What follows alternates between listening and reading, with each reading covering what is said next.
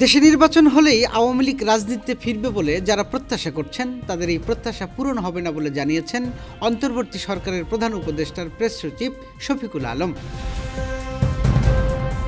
বুধবার এক ফেসবুক পোস্টে প্রেস সচিব লিখেন, গণহত্যা সমর্থনকারী আওয়ামী লীগের সমর্থকরা মিথ্যা ভ্রান্তিতে আছেন যে দেশ নির্বাচনের দিকে ফিরে গেলে আওয়ামী লীগ রাজনীতিতে ফিরতে পারবেন।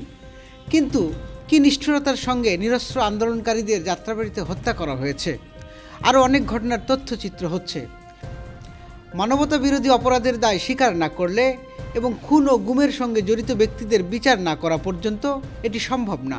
পাশাপাশি 2009 থেকে 2024 সালের মধ্যে সংগঠিত হত্যাকাণ্ড এবং মানবাধিকার লঙ্ঘনের সঙ্গে জড়িত আওয়ামী লীগের সদস্য এবং সহযোগীদেরও বিচার হবে।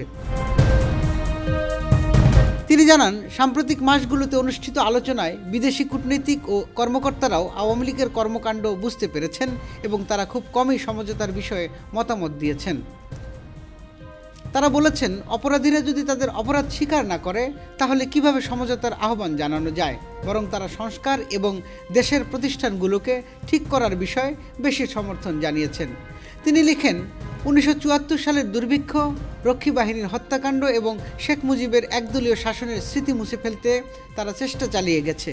কিন্তু মেধাবী নতুন প্রজন্ম এবার জেগে উঠেছে এবং শিক্ষা প্রতিষ্ঠান সহ সকল ক্ষেত্রে প্রতিটি হত্যাকাণ্ডের তথ্যচিত্র নির্মিত হচ্ছে। তরুণ প্রজন্ম স্বৈর শাসনের প্রতিটি মানবাধিকার লঙ্ঘনের বিষয়ে সজাগ রয়েছেন। তাদের প্রচেষ্টা প্রতিদিন আমাদের নতুনভাবে জাগ্রত করে চলেছে।